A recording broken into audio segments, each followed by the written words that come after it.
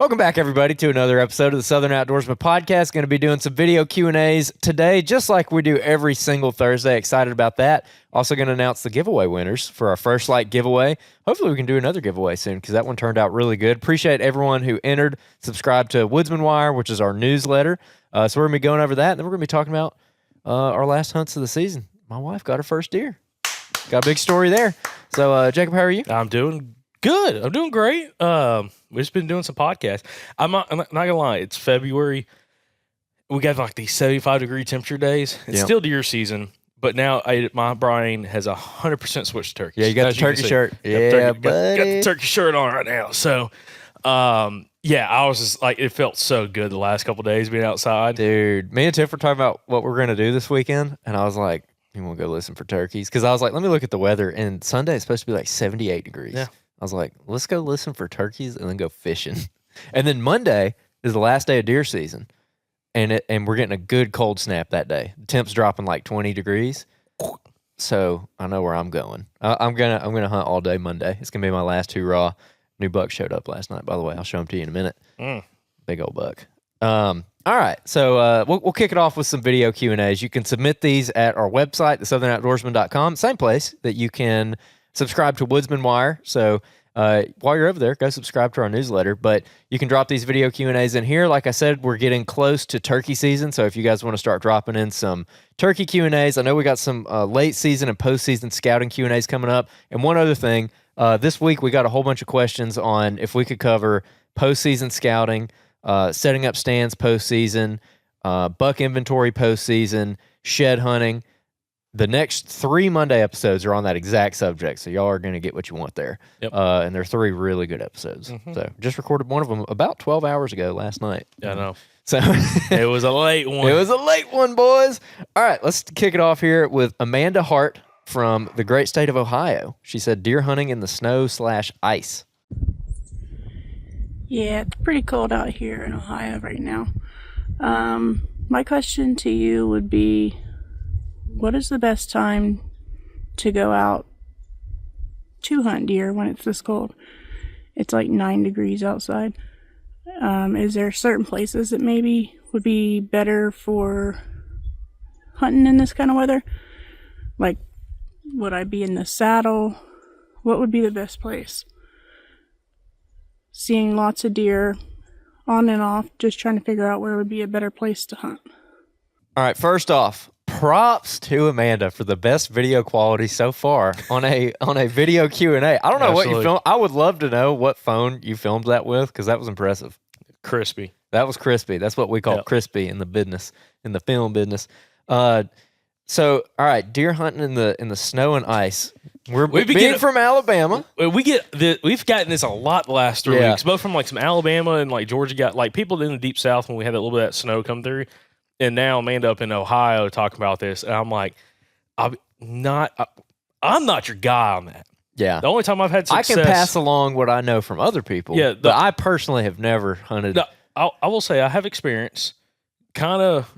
In the Midwest, she's in Ohio. I hunted Iowa late season in the snow and ice. Oh yeah. So I have more commonality with this person or with Amanda in her area than I do with like some of the deep South Alabama guys asked about hunting in the snow. Yeah. So like the biggest thing up there, at least when I've hunted late season Iowa, is this food sources, super quality food sources, very close to good thermal bedding. Like again, CRP, some cedar thickets. Something that blocks the wind that still also allows sunlight to kind of get through. Mm-hmm. So not like the super tight cedar thickets, but like when you have like sparse cedars and then CRP mixed in, any of that grass understory, it's like the deer are just stacked in there. And they're bedding very close, or they were bedding very close to the food sources, both standing corn, cut corn, standing beans, cut beans. And it was just, especially bow hunting, it was one of those things that you almost were better just doing an observation sit on one of those fields, especially like walking the field's edges and look for tracks. Like our buddy Jacob Emery, who hunted Iowa this year late season, that's why I was telling him is like, dude, I would walk the edge of fields midday, like late morning, midday, but all the deer are back to bed, try to cut a bunch of tracks, especially big tracks, like really big tracks coming in and out of the field and kind of working the edge of the field. And then once you find that, do an observation sit, kind of set up adjacent to it so you can actually watch what comes out and where the deer come out. And then from there, especially with Amanda being a bow hunter, once you see where the deer are coming out, and especially if you see a buck that you're interested in actually getting a shot at, try to figure out what trail he came out on, take really good notes, get your onyx out, kind of dropping pins, and then start glassing while you're watching the deer where he came out at, what tree options you have if you're going to try to get elevated. Or you may have to sit on the ground and do that. But, I mean, to me, that would work really well in those conditions because the deer are going to feed heavy. I mean, that's what I saw in Iowa. Like, when we had the first year I was there, we had a big snowstorm come through, cold front come through, and the day or two before, it was kind of, before the front hit, it was kind of hit or miss, and then we had a little bit, pretty good activity right before the front hit.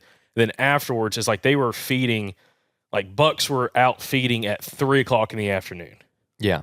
Hour and a half, 2 hours before dark, actually a little bit longer before dark, they were out feeding, and to me, gave you a really good opportunity to try to kill a buck during that time frame. Now, I was hunting with a muzzleloader, but again, hunting with a bow, that's what I would do is, again, cut those tracks, find where they're coming out in some of those, really good food sources that are also isolated, that it's not getting a lot of pressure from other hunters, do an observation sit, and then adjust and move into where you need to set up based off where they were coming out into the field. Yeah, to tie that in also with someone who you're going to hear this Monday, Alan, who we interviewed, he was talking about here in the Deep South getting those really just gnarly cold fronts that are a lot colder than at least what we're used to down here, and seeing kind of stifled movement on the very front end of it, where the deer they kind of hunker down, but then day 2 they get on the feed super heavy, like they're on the food plots, they're in the ag fields, or if you've got something off in the woods, like if you've got some late dropping acorns or something, they'll be all over those. So that's one thing, and then the other thing that I've heard from people, again, I have not experienced this personally, but the guys I know who hunt Iowa, Kansas, Ohio, just up north, like generally what we'd call up north, I think that thermal cover is a big factor too. Like if you've got cedars, like cedar groves or cedar thickets, that would be a good place because I guess it's going to keep the snow off of them. I don't really know why they like it so much, but that's what Zach was telling me in Kansas. When I was talking to him, who Zach is a Kansas native and he's hunted there his whole life, and he said that I was asking about the cedar thickets because they look so good on the map. I'm like, hey, are they going to be in there? He's like, they will be, but really when they really get into that cedar thicket is when it gets really cold, really icy, like just nasty weather, and that's when they like to go into that I guess, kind of denser cover, like more of a canopy above them. So I would be also looking at thermal cover. And Onyx has a thermal cover layer on their Elite, which I saw in the pictures that you sent us. You do have Onyx Elite.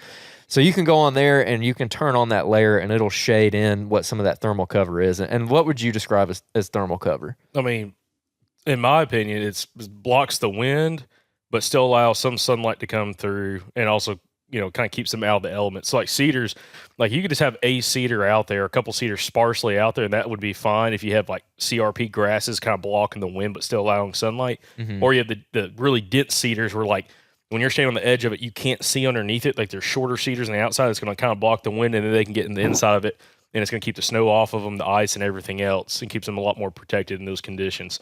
And again, and also you hear some people talk about like the thermal cover on the flip side on early season when it's really, really hot, getting in there just because it's a lot more shaded than a lot of other options. But then again, early season, you have a lot more leaf cover. So again, the deer are going to have plenty of places to be able to kind of get out of that direct sunlight. But yeah, I mean, I really, and also Amanda, when I was talking about like the observation hunts and scouting and everything, I'm talking about setting up specifically for afternoon hunts. What we've kind of seen when I've gone to Iowa is on the morning hunts, it's hard to get in between the ag, the destination food source, and the bedding because they're bedding so tight to it, like within 100 yards or sometimes less, that it makes it really tough to try to get on the back side of them and get set up between where they're traveling from because, again, they're staying so tight to that food. That's a really good point. So it's like that's a reason why, again, we just never really had any success and really didn't see a whole bunch of deer in the morning because by the time they get out there, you're either bumping deer or deer kind of slip back in there and they're kind of hunkered down. They're kind of browsing around back in that cover, and then they're coming back out in the evening. So it's really, to me, a big evening approach, and you just have a lot more flexibility kind of set up on the X right adjacent to where they're popping out at, and then slowly kind of maybe work your way in based off what you're finding, what you're seeing. Yep. All right, next up. Thanks for the question, Amanda. Next up, we got Weston Shell from Virginia. Subject is how to hunt an area that has deer in it all the time. That sounds like a great problem to have.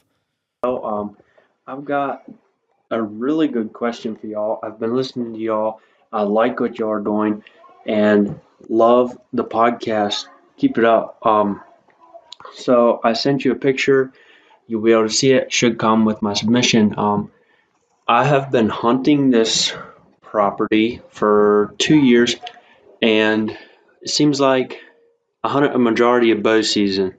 I killed one with my bow off there this year, and the majority of what happens when I go in there is it seems like there's deer every time I go in there. Like they don't blow at me necessarily, but you can see them run off. And so I would like to know what y'all guys would do in that situation. None of the land property boundaries around that, well, properties I should say, get hunted. So we're dealing with deer everywhere. One evening I sat in a tree stand, counted 30 some does. So yeah, I'm going to start saddle hunting this place. I'm going to not hunt that tree stand necessarily, but I would love to hear what y'all guys would say on how to hunt a small piece of property like that with the information I gave you off the picture. So I look forward to hearing the podcast Q&A on this. All right, so interesting problem to have. Too many deer. So he's got a map here of the property that we'll put up on the screen, and looks like he's hunting a little piece of private. Got some ag fields around him or pastures or something like that. A bunch of hardwood timber on the property, and it looks like your stands that you got stand of red and white oaks, and then you got your tree stand marker. You're kind of towards that back corner of the property. So I mean, I would say right off the bat, is there any way, I'm assuming you're probably accessing from that highway I can see on the map right there. Is there any way that you could access, not from walking through the middle of the property? I don't know if there's a way you could access from that ag field to your west and actually walk through the open field to get to that corner, because it looks like you're hunting that northwest corner of the property, at least where you have your tree stand marked. And if that's a good spot, I'd say the access is messed up. If the deer are betting on you, which it sounds like they are, that's great. I think that's actually a good thing. The tough part is could you get access? Could you figure out who owns that field right there and just say, hey, could I just walk through your property? I'm not going to hunt on your property, do anything. Can I just walk through it and get to that corner? Or at least walk the property line on the edge of your place and that field and try to swing in that way. If that works, try to do it with a wind that's going to blow it out there. So I don't know. What would you say, Jacob? First off, what's this gentleman's name again? Weston. Weston, we have 2 episodes coming up in the next 2 Mondays that are directly for you. Yes. Okay? Talk about people that are hunting small private land. I don't know if this is a lease or permission property or if you own the property, but we have 2 episodes coming up, part 1, part 2, that's going to directly apply to stuff like this. And you're going to hear more about that on starting this coming Monday. And one thing the guests talk about, which I want to allude to who the guest is, I'll kind of leave that out there, but it's a really awesome guest, is kind of hunting the fringes of that property, and then kind of setting up the center of that property for more bedding, which again, it's kind of hard to tell in the aerial imagery, but if you have that many deer on the place, clearly there's good food in and around there, which again, you have a lot of open ground, that maybe some of these pastures and stuff have like some kind of winter grazing, kind of like tilled in order for like, if there's cattle there or if it's just cover crops. And then also you have like all your oaks and tons of browse and that stuff in that property. Hunting the fringe of it probably would lead yourself a little bit more into keeping from bumping so many deer, because again, you're walking through a lot of the property, which is not a very big property. I would say it looks like maybe 15 to maybe 20 acres, but probably that 12 to 15 acres is what it looks like. I would not necessarily always go to that top left corner, which is the furthest spot on the property, just because, again, you're working through so much area that potentially has some pretty good sign. I think during the rut, that would be a killer spot. Yeah, it looks like, I was just about to say, it looks like a really good funnel up there. Yeah, like where your tree stands at in that northwest corner, there's like a drainage right there, like a strip of hardwoods that's coming off other private land. It kind of runs onto your property, and your property kind of flares out in the timber. It's like the biggest chunk of timber that we can see in the aerial imagery.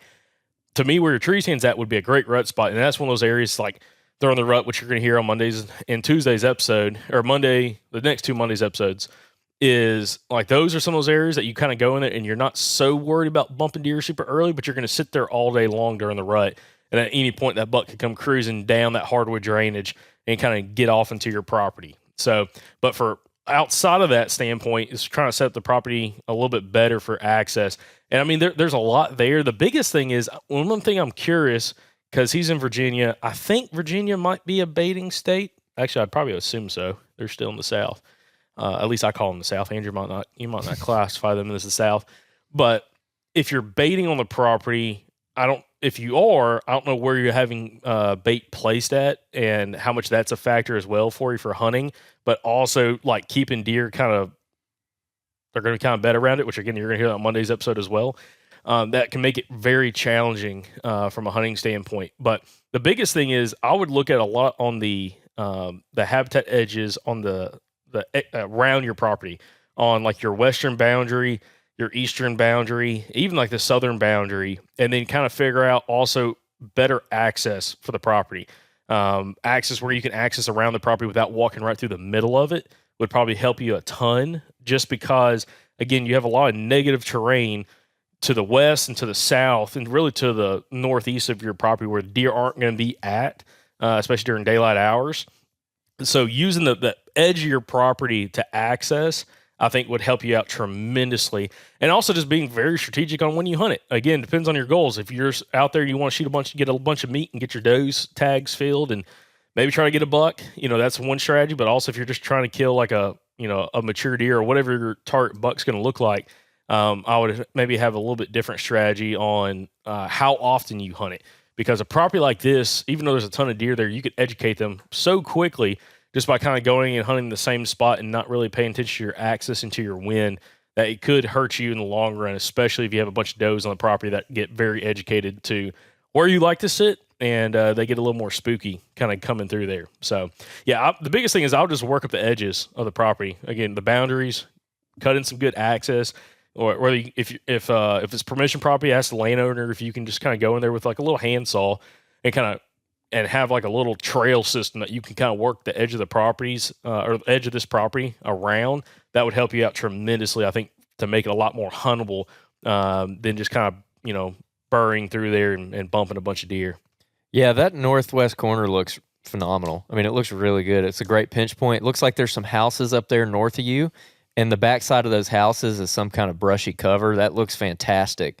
And really where your tree stand is looks really, really good. The only thing I don't love about it is if there's bedding on your property and you're hunting it, say, with a northwest wind, which would be usually on a cold front, you're blowing your wind back through basically your entire property. So I don't know if they are bedding back there or not, but it still works for that funnel. But it just depends on, again, what Jacob was saying, how much you can manipulate the property. But I would, I'd also be interested in like a straight north wind, basically hunting right there on that western property line, right there in that corner, and putting your back up against the property line and facing out onto your place. Because I could see deer cutting that edge coming straight south, where the edge of that thick cover behind the houses and the timber that leads down into your property, that looks like a great pinch point. So pretty cool stuff. But yeah, these next 2 episodes are going to definitely directly apply to you. So let us know what you think about those and if they're helpful, because we talk about small properties a decent bit in that. All right, next up, we got Stephen O'Connor from Georgia. He said, heartbreak, but a beginner's success. How's it going, y'all? Steven here, just doing a follow-up with y'all. I know y'all wanted to hear what I figured out, and because I got your guys' answer after the season, I kind of did some digging, took a deep dive, and actually listened to that video that y'all recommended before y'all's response came out.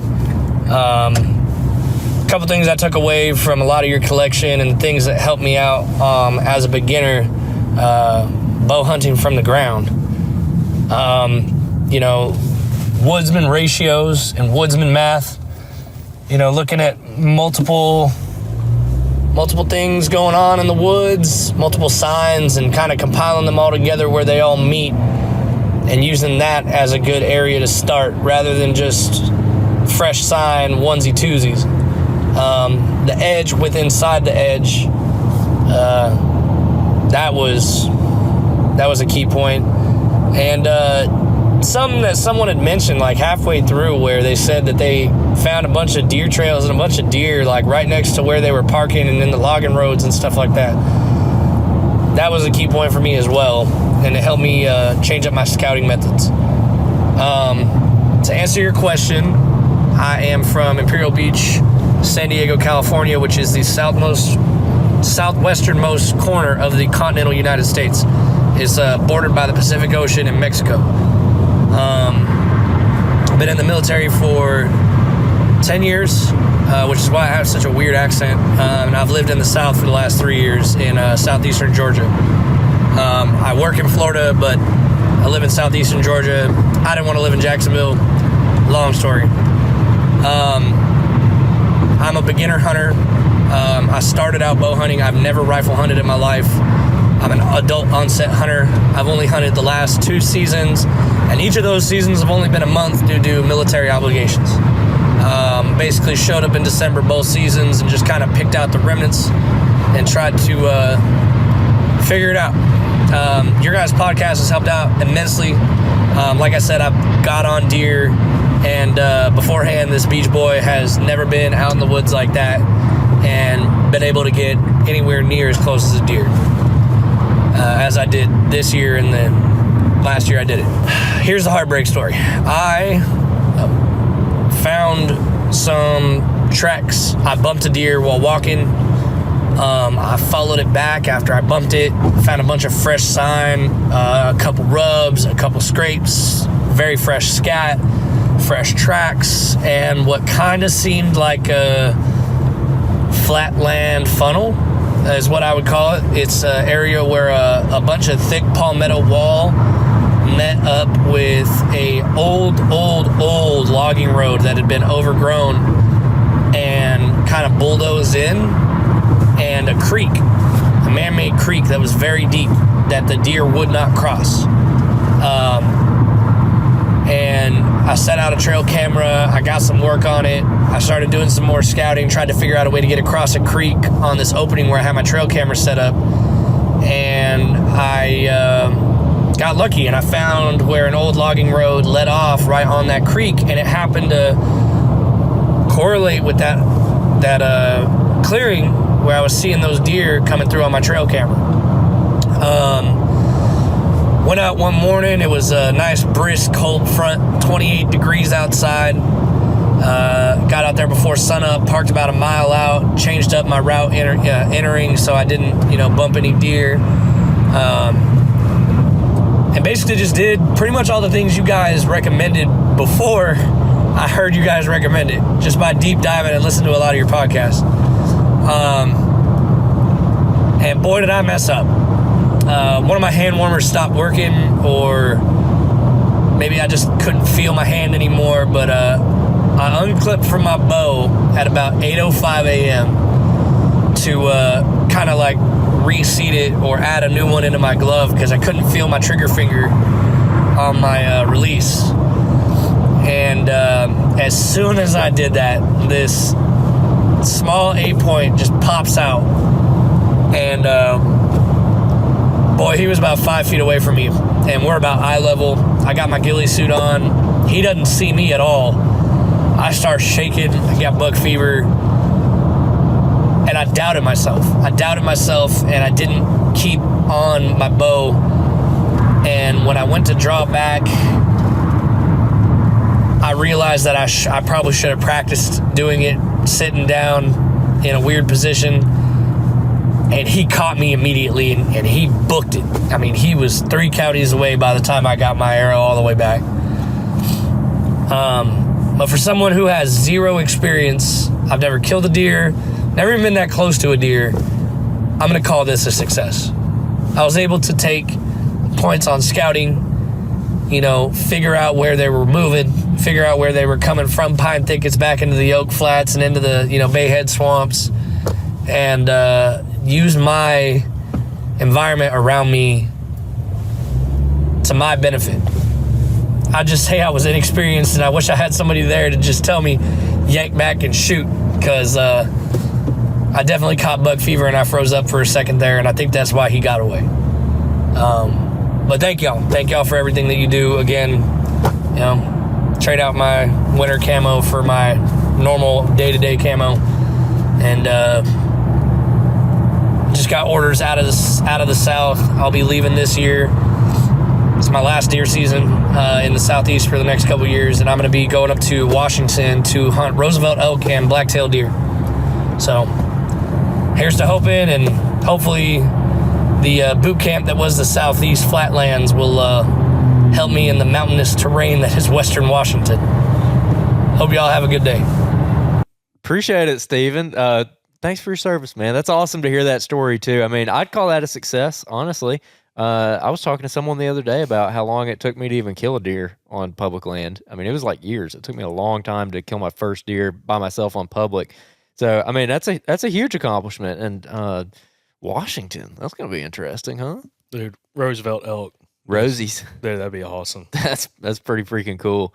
Yeah, you're not too far. Like if you're a South Georgia, I don't know when you got to leave for Washington, but we're going to be doing a couple different expos in Georgia this year. We're going to be at the GON Outdoor Blast in July, which is in Emerson, Georgia.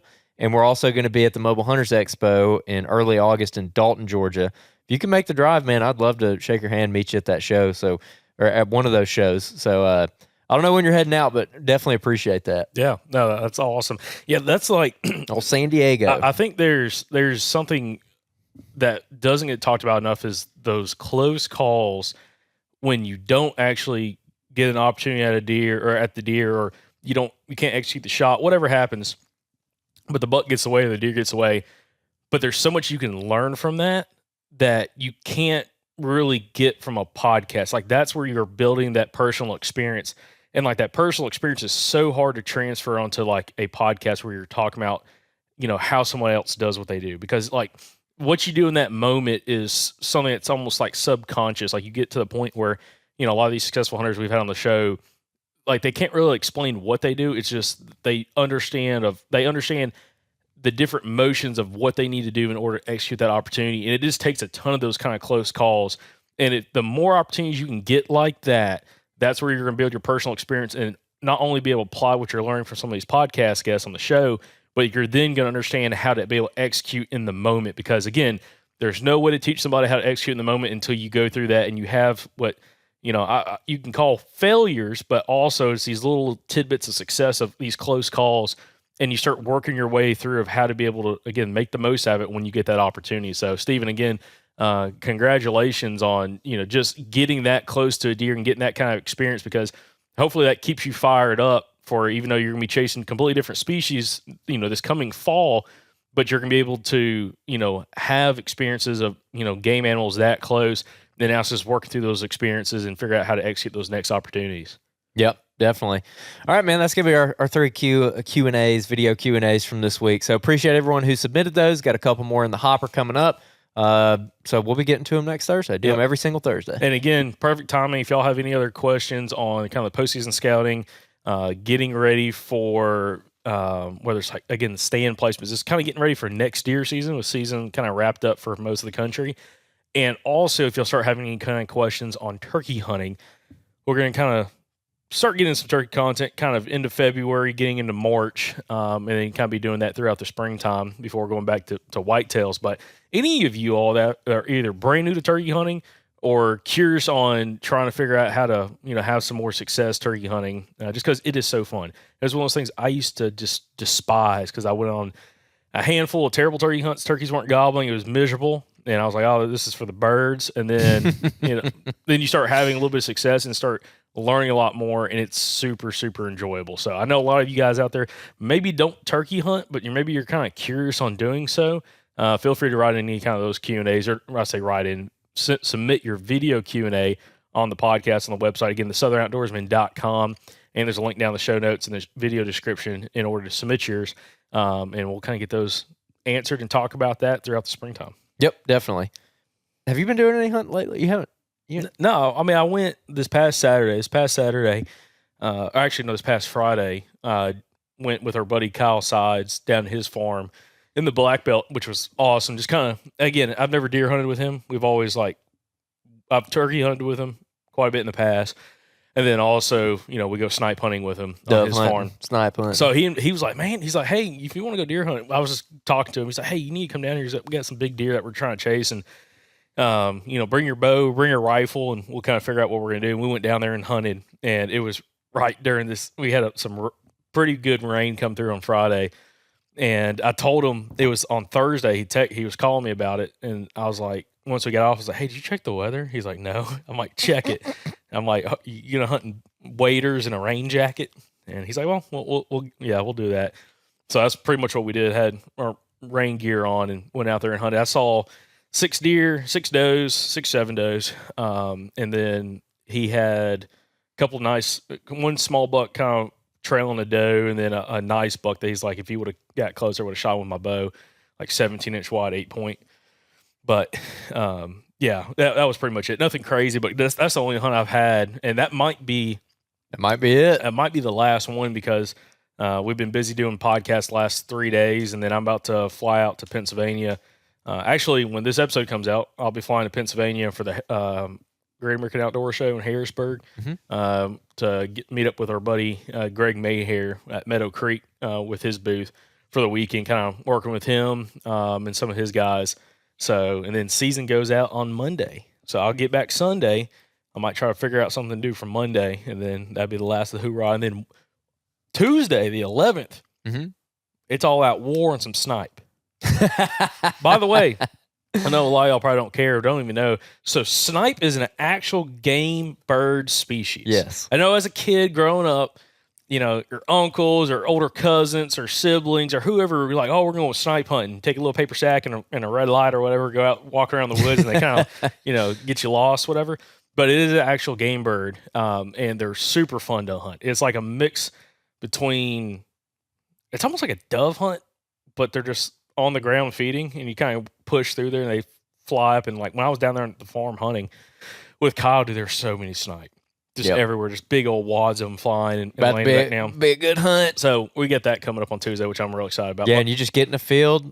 I mean, 5, 6 guys if you got them, and just get in a line about 20, 30 yards apart and just march. Yeah, just push through it. You just march down the field, and push them. And these are pastures. These are like grazed pastures that are like the grass maybe it's like ankle high, 3-4 inches high at the most.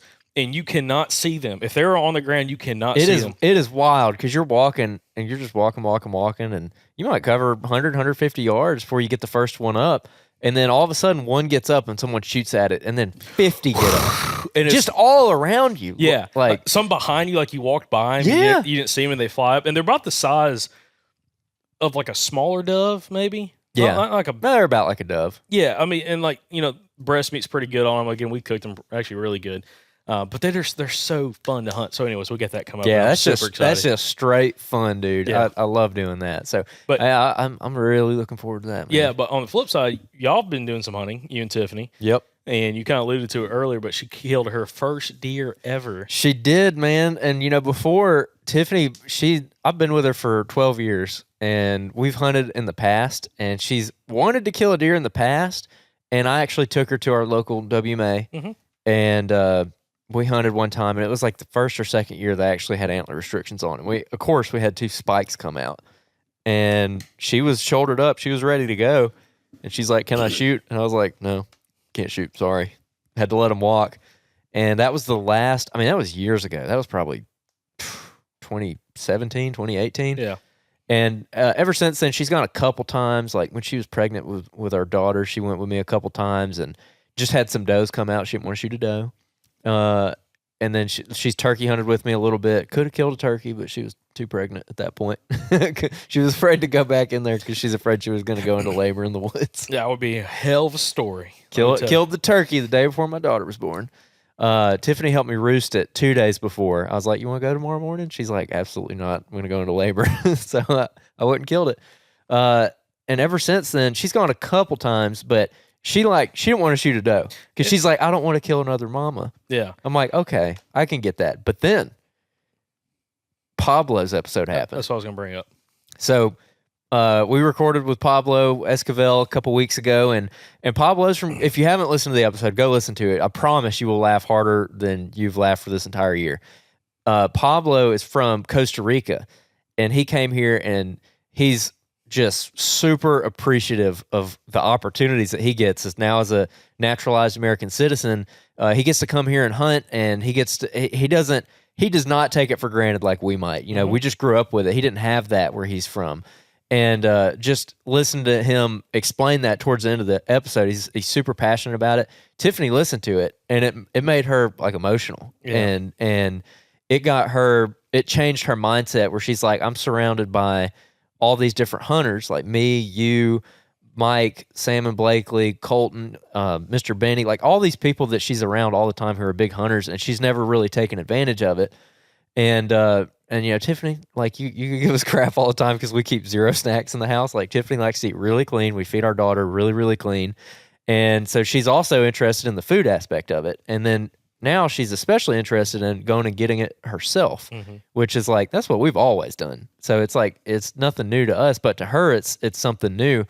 And so she's like, yeah, I want to do it. I want to go shoot something. Because at first she didn't want to shoot a doe and she didn't want to shoot a small buck. I'm like, well, babe, I can barely kill a decent buck myself, but taking you, and a lot of times we take Piper with us as well. And Piper, she'll be 2 in April. So, I mean, she's still like a little baby, a little toddler. I mean, she's bouncing off the walls. So taking her, I'm like, man, it's going to be a miracle if we see a deer.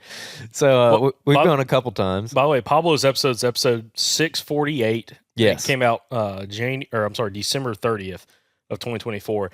Highly recommend if you haven't listened to it or watched it, don't listen to it. Go watch it on YouTube. It is hilarious. Even if you've listened to it, if you thought it was funny listening to it, if you watch it, I promise you, not over exaggeration, it is 10 times funnier watching it. It is. Again, episode 648. Highly recommend going back and checking that episode. Yeah, you got to go watch it. But that totally changed her perspective. That's what made her, she's like, okay. Because when she's only wanting to shoot a nice buck, I'm like, this is going to take a long time to pull this off. Because she goes from like not wanting to hunt or not really super interested to like trophy hunting. And I'm like, hold on. Yeah, I'm like, you're skipping some steps here. Yeah. Yeah. So yeah, she got interested in it again. Took her out a couple times on our club.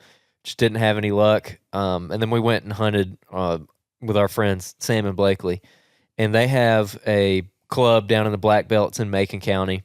And anyone unfamiliar with the Black Belt in Alabama, it is known for deer numbers and deer quality and hogs. So it's got a lot of hogs on it too. But it's just a really, really great region of the state to hunt. And it runs all the way from West Alabama all the way down. Basically, it runs up from like around Tuscaloosa down. It kind of swings through the state, Montgomery, and then all the way over to almost Auburn, Alabama. So I mean, it's called the Black Belt because it's a belt of really fertile soil, and so a lot of the land down there is used for cattle pastures. A lot of it's native prairie. A lot of it got turned into catfish ponds too. So there's a lot of ag. Yeah, a little bit of agriculture, but a lot of cattle and just open ground.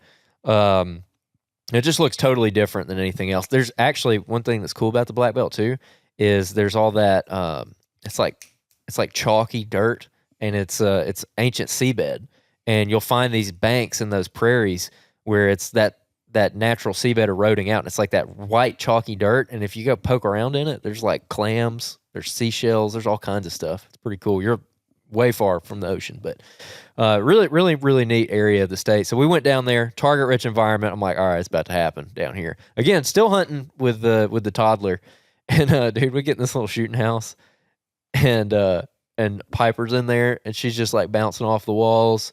She's eating her snack. She's kicking the wall of the shooting house. She's leaning out the window with my grunt call, blowing my grunt call. She's leaning out the window going, blah, blah, blah, blah, off into the woods. I'm like, it is going to be a miracle. We need a deaf, stupid deer to walk out right now. But we ended up seeing a whole bunch of deer. The first night we saw like 15 hogs, no shots on them. Sam killed a coyote that night. And then so we go out there and we hunt like probably the last good morning of the weather pattern because it started to get pretty warm out there. And just hunt the shooting house on a power line. And basically the way that this area sets up, again, it's all cattle pastures and everything around there. And there's one big swamp drainage that kind of runs out and drains through all of it. And that's where your timber's at. We're up on the edge of that timber, and there's a power line that cuts down through it. So where we're sitting, we can see way down the power line, and we can see all the way to the bottom where it's real brushy and thick. But we're kind of sitting on the edge of where that timber's at. And it sets up really good because deer like to run those edges.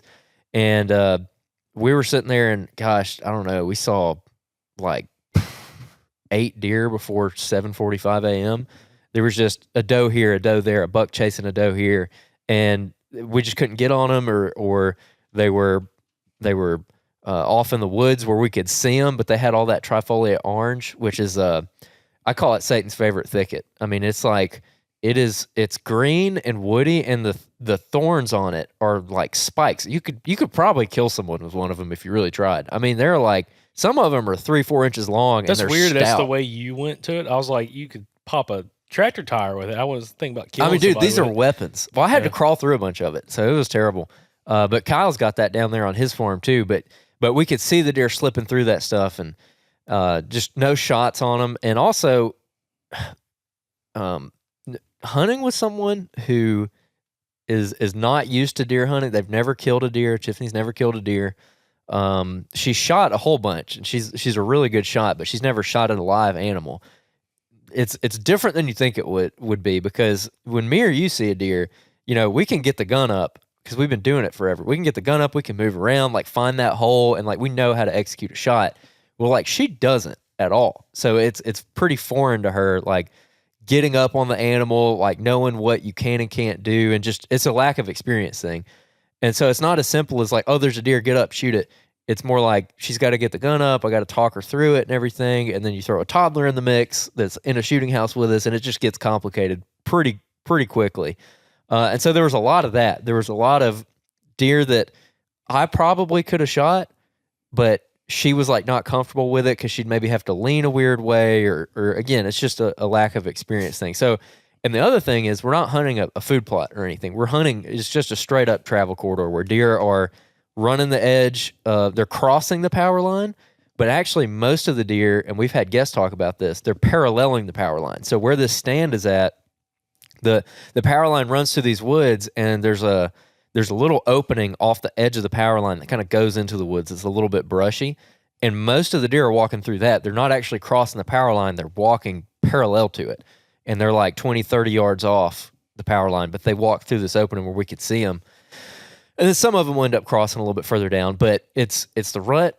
We're not on a food source, so it's also a lot of moving deer, which is something I didn't really account for at all. Because I'm like, if they walk out in a food plot, or if they're feeding on an acorn flat, or just whatever, they're on a food source, they'll stand out there for a while, and you can kind of all these deer are moving, and so we're having to stop them and everything, and it just kept like not working out. And then 2 does come out on my side of the stand, and they're like pretty far down the wood line. And so I'm like, I'm just going to shoot these. Give me the gun, because it's too small.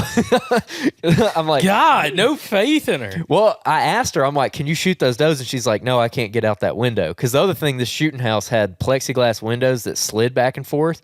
So if the window's like 4 feet wide, 2 feet of it's covered by plexiglass. So if you slide it to the left, you lose that, or slide it to the right, you lose that 2 feet of window space. And so the way we had the windows positioned, she couldn't get it out or anything. So she's like, you just shoot him. So I get the gun out, and I'm like kind of cocked back like in a weird way, because it's a pretty small shooting house and there's 3 of us in it. And I'm aiming at them, and they just keep getting behind like little bitty pieces of brush that I don't really want to shoot through. And I'm just waiting. And then they turn. Oh, I forgot to mention, before I saw these does, I leaned out the window and grunted 3 times. And I was putting the grunt call down, and these does came running out of that thicket. They were coming straight to us. I was like, I just grunted in a couple does. That's weird. So, anyways, I get the gun out the window.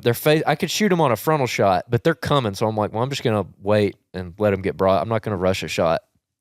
And they're coming, and then eventually they kind of make this turn, and it looks like they're gonna walk out right in front of the shooting house, right where Tiffany's window's at. I'm like, hey, do you want to shoot this deer? Because they're coming. Like, I think they're going to swing through there. And she goes, yes, I want to shoot it. I was like, okay. So I take the gun out. I put it through her window. Piper is sitting in her lap, by the way. Earmuffs on? No, he got the suppressor.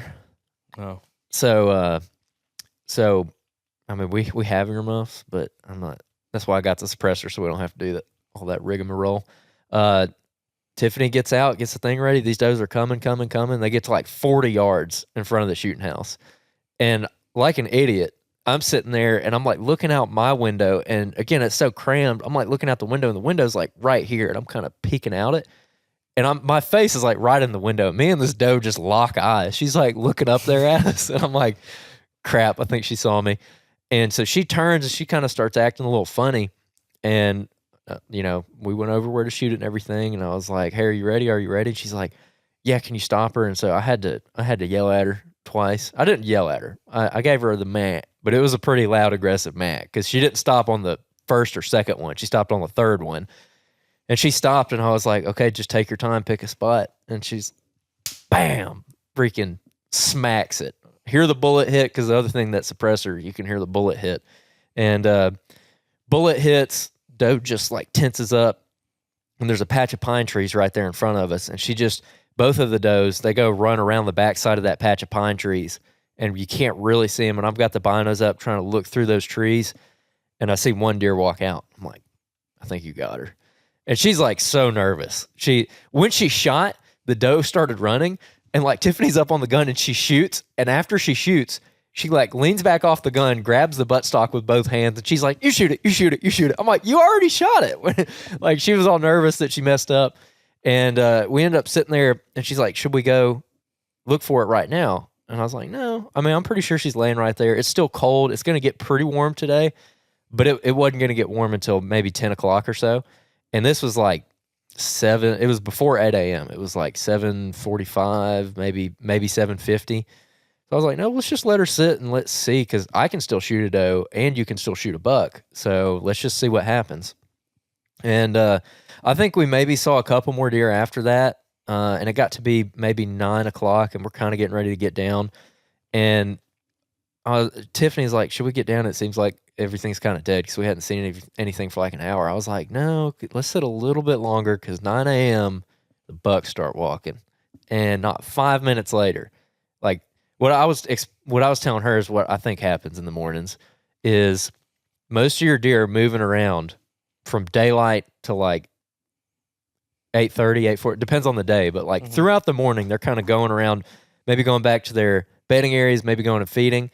But by about 9 o'clock, a lot of your does are kind of back in their bedding areas, and it's the rut. So once all those does are back in their bedding areas, I feel like that's when you see those cruising bucks where they're going from bedding area to bedding area, and they're just doing the zombie walk. They're just out there going. So I was like, let's sit till at least 9:30 and maybe catch one of those. And we were there for like 5 or 10 minutes, and Tiffany saw a mature buck in the You do in a the facial timber. expression. Dude, I look over.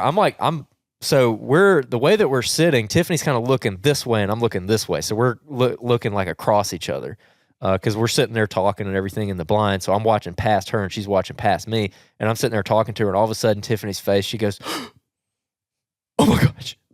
I'm like, "What?" I didn't know what I'm like, "What is it?" And she's like, "Big buck, big buck, big buck."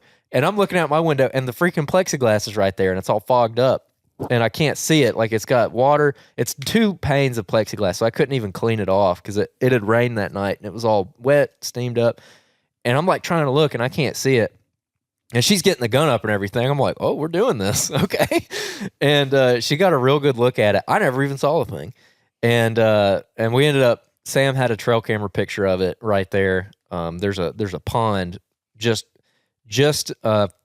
in the direction he was going, and Sam got a picture of it, and it was a hammer. It was a 10-point, big, thick antlers, big, heavy mass, 10-point. And I was asking Tiffany, I was like, what did it look like? She said, I don't know, but he had big, thick antlers. I'm like, big, thick antlers? She's like, yeah, they didn't look like sticks. And I'm like, are you talking about my deer? You're saying my deer have antlers that look like sticks? And it would be funny. She's like you asked her what it looked like, be like, bigger than anything you've ever shot. I was like, you can't kill a bigger buck than me right off the bat. Are you kidding me? And then about 10 minutes after that, our buddy Sam was hunting down the power line from us. He missed a mature buck. So, I mean, they were moving pretty good, but after that, it got to be about 9:30. So no shots for her. No shots. And I forgot to mention also, at some point, I think it was sometime maybe around 8:30. Like the deer had been laying for a little while, and Piper was like asking for water, and I think I left her water bottle in the truck. So I got out of the shooting house and I walked back to the truck and got Piper's little water sippy cup thing and came back. And when I came back, before I got back up in the stand, I just walked over to where that doe ran and I just kind of looked and I didn't see any blood. And I just walked around the back side of that little patch of pine trees and just kind of peeked around and I saw it laying there. And I came back to the shooting house and Tiffany's like, "Did you see any blood?" I was like, "No, babe, I didn't see any. Like, we're just gonna have to go down and look. I don't know about it." And so I let her sit there in suspense for another hour and a half. That's terrible. And then and then when we got down, we went over there and I made her like trail it herself. And she walked over there and found it. And man, when Tiffany shot, Piper was all fired up. She's like, "Oh my gosh, what was that?" And she's like, deer. That's how she said deer. And when we walked up to the deer, Piper, she was a little scared of it. Give me some facial expressions. I mean, she was like grabbing on to Tiff, and she was like, like she was terrified of it. I'm like, she's seen like the bucks I killed last year. Yeah. She was like, "Cool, what's this?" She was like grabbing their antlers and stuff. And then all of a sudden this year, maybe she's afraid of does. I don't know. I don't understand it. But also, what'd she say? She says something like rain. She go like rain, like reindeer. We just had Christmas, And she was saying that when we walked up to the doe. I was like, "I'm sorry, baby. Santa Claus is going to be short one this year." That's terrible. God. Traumatize them while they're young. That's right. So, I got the doe taken care of. What was Tiffany's emotion like actually seeing the deer? And like when she found it? When she found it, she was like super excited. And then when she walked up to it and touched it, she got a little emotional. Did she cry? She cried. Not boo-hoo cried, but she got a little emotional about it. And it was just kind of a cool moment. It was just me, Tiffany, and Piper, me and my girls. And we got to appreciate the deer. We took our pictures with it and everything, and she talked about how I don't know. I think she got emotional because she's like, it's just so real when you actually shoot something. And she was like, is that normal? I feel like I shouldn't feel that way. I'm like, I mean, that's how I was when I was a kid. When I killed my first couple deer, when you actually walk up to the first thing you've ever actually shot and killed. I mean, yeah, that's not a squirrel. It's not like a squirrel. It's or very something. different. Yeah, I mean, especially anything that's got eyelashes. Those big long eyelashes. So I'm like, no, babe, that's completely normal. Like, don't feel bad about that at all. But she was fired up, and now she's like, "Do you think we could get into that club next year?" She's like, "Do you think we could find like a real cheap place down there to buy so we could go and stay down there on the weekends?" I'm like, "Who are you?" Like, we can arrange whatever you want, babe. So yeah, it was a big success. That was the capstone of my deer season for sure. Because I've spent a fair bit of time this year trying to get her a deer and trying to get Mike another deer, and so to have at least one of them so far be successful. Mike's still got a couple days. He missed a doe the other day. I'm like, oh man. But to have her get the deer, that's capstone of my season. So I'm probably gonna hunt 2 more times this year. And is she talking smack at all about like how she killed a deer in Alabama? no, but if you plant that seed, she will for sure. Sweet. I don't think that she realizes that I haven't killed a deer in Alabama because I shot the buck in Kansas and I killed a hog in Alabama. That's it this year. I ain't cut a hair on a deer in Alabama this year. Because Tiff will it's kind of funny. She'll low key talk some smack. Yeah, she definitely will. She's like, it's not her personality, but she'll do it and it's hilarious. Oh yeah, if you plant the seed, she will for sure talk some smack to me. That's awesome. That's so cool. Yeah, no, I mean, and it's awesome that y'all were able to do it with Piper in the blind with you, in the old box blind shooting house, the old Alabama way. That's right. See, I killed my first deer in a box blind. So. Well, another thing too about Tiff, she was like, "Well, Piper's being too loud," and she's kind of talking in there, and just being a toddler. And I was telling her, I'm like, when you're in a little shooting house like this, or a ground blind too, is even like this. That sound does not carry as far as you think it does. Piper, when I walked back to the truck, I stopped like 50 yards from the shooting house, and I listened for it, and I could not hear her at all. So I'm like, it doesn't mess you up like you think it does, Well, especially on a travel Well, corridor. I was going to say, because y'all were on a travel corridor, not a food plot. So, like, on a travel corridor, by the time a deer could hear her, you got an opportunity to shoot the thing. Yeah, exactly. Versus, like, on a food plot, it's like they might just be like, I hear something. I don't know if I'm going to walk out there that opening. Versus travel corridor, they're just like going point A to point B. And it's, I think you just have a better opportunity in a spot like that. Dude, that's awesome. Yeah, and then the other kind of like hack that we do, like if you're trying to hunt with your kids, is we don't do a ton of screen time or anything. Like during the day, she's not watching TV or she never has like the iPad or anything. We save that for specific occasions. So like when we took her on the flight when we went to San Diego earlier this year, she got the iPad on that, and zombie mode, Locked in. because we don't usually let her have it. And then same thing on these deer hunts, we might sit for 4 hours, but we're not letting her have the iPad the whole time. We only let her have it like the last 45 minutes of daylight, like prime time basically. Or in the morning, if we hunt with her in the morning, like in that instance, we just try to get her to go to sleep in the blind with us. But if she won't go to sleep and she's real active, we might give that iPad to her, whatever the best part of the day is we feel like. So maybe like 7:30 to 8:30, and then we'll take it away, and then, snacks. Bring a lot of snacks. Well, you haven't. Actually, I've never asked you this. I'm real curious. Have you had to change a diaper in the box blind? No, we haven't changed a diaper in the box blind before. Okay. I mean, you could. I know, but I'm just like, you just sitting there, all of a sudden you're like, cover scent. oh, man. God, like, look at pipe, like, what did you just do? This is going to get real tight in here. No, I haven't done that. There ain't no changing table. Got to sit them on that 35-year-old office chair. Oh, yeah. Got dead ladybugs and all kinds of stuff laid in the bottom of the... Yeah. Dude, that shooting house on their club had... On the frames on the inside, like on the 2x4s, they had empty shell casings up there. Did you put hers up there? No, we kept hers. Okay. There was, I think I counted 36. Good empty. spot. I was like, when we got in there and I saw that, I was like, I'm feeling good about this spot. This spot's got some history. So, yeah, man, it was great. But yeah, that was our first successful deer hunt with Piper, because a couple weeks ago we took her on the upland hunt and shot some woodcock with her.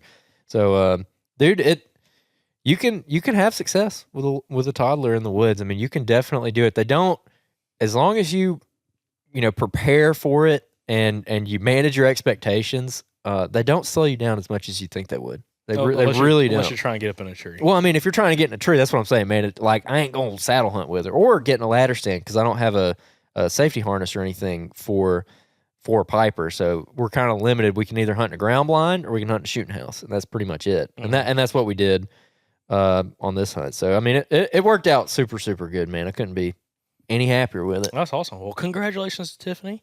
Congrats, Tiff. And, she's pulling her part now on filling the freezer, which is great.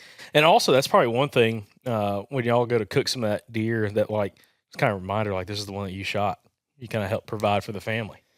Yeah, she wanted to pick everything that we did with it. So, and she didn't. I mentioned she tries to eat super clean. She didn't want to do any of the sausages or anything like that. Any like real processed meat. So she just did a bunch of ground and then kept the steaks whole.